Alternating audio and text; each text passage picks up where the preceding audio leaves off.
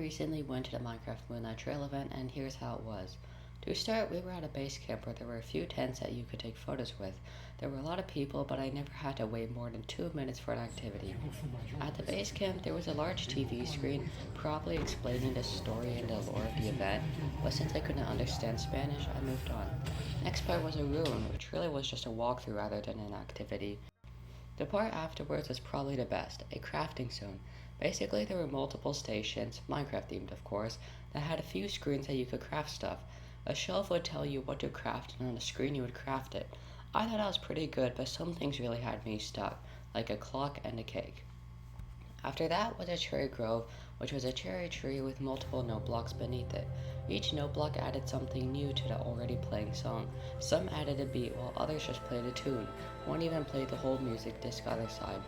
There was a mine shaft area, which was also just a walkthrough you could pose to take pictures. The amethyst geode was actually quite nice. Then was the waterfall, which from my understanding, the fisherman there, Diego, was fishing for an enchanted book, and we were supposed to slap the water surface TV screens to make ripples and help him out. That left two places left to go.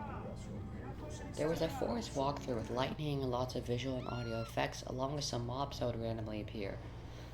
Finally was where we would end, by fighting and lighting a beacon. There were two huge screens, each had 3 swords and 2 crossbows connected through wires to a pedestal. On the screen, mobs like skeletons and zombies would approach where the swords and crossbows would have to kill. Then behind that was a beacon which needed to be lit. For that to happen, there were multiple waves of mobs that had to be defeated, but also multiple people had to put their hands on the beacons for it to light. And when it was lit, it was all done. I stayed for another round to light the beacon again since it was so much fun. Then there was a gift shop where I bought this epic shirt. 2 days later, I received the code for the Minecraft Moonlight Cape.